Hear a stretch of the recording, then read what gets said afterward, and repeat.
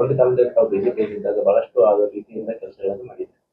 ಆದ್ರೆ ನೀವು ಪಕ್ಷ ಬಿಟ್ಟ ಮೇಲೆ ಅಲ್ಲಿ ಇರ್ತಕ್ಕಂಥ ಕೆಲವು RSS ಕಾರ್ಯಕರ್ತರು ಅಥವಾ RSS ಪ್ರಮುಖರು ಆಮೇಲೆ ಎಲ್ಲರೂ ಕೋಟಿಗಟ್ಟಲೆ ದುಡ್ಡು ಕೊಡ್ತಾರೆ, ಇವ್ರು 10 ಲಕ್ಷ ಕೊಟ್ಟು ಮಾತಾಡ್ತಾರೆ.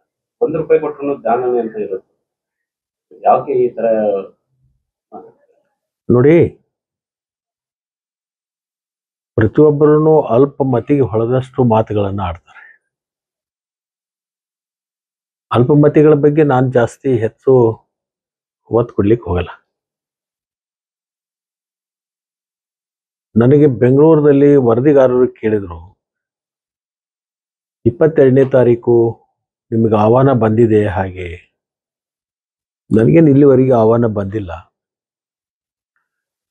ಹಿಂದೆ BJPಯಲ್ಲಿ ಇದ್ದಾಗ ನೀವು ರಾಮ ಮಂದಿರಕ್ಕೆ ದೇಣಿಗೆ ಕೊಟ್ಟಿರ್ತಕ್ಕಂಥದ್ದು ಇಲ್ಲೇ ಒಂದು ಕಡೆ ಕೇಳಲಿಕ್ಕೆ ಸಿಕ್ಕಿದೆ, ನಿಜ ಏನು ಅಂತ ಕೇಳಿದ್ರು. ಹೌದು, 10 ಲಕ್ಷ ಕೊಟ್ಟಿದ್ದೀನಿ, ನನಗೆ ಆಹ್ವಾನ ಬಂದಿಲ್ಲ ಅಂತ ಹೇಳಿದ್ರು. ಅವ್ರು ಕೇಳಿದ ಪ್ರಶ್ನೆಗಳಿಗೆ ಹೇಳ್ಬೇಕಾಗತ್ತೆ.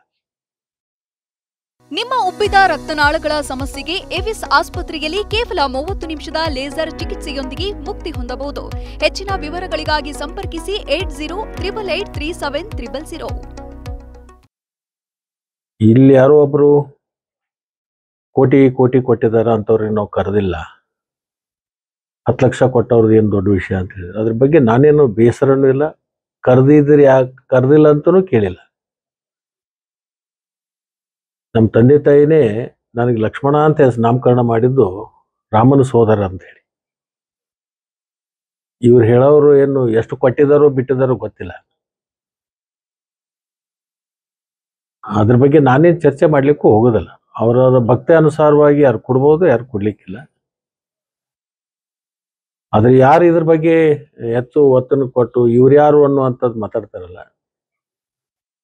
ನಾನು ಅವ್ರ ತರ ಮಾತಾಡ್ಲಿಕ್ಕೆ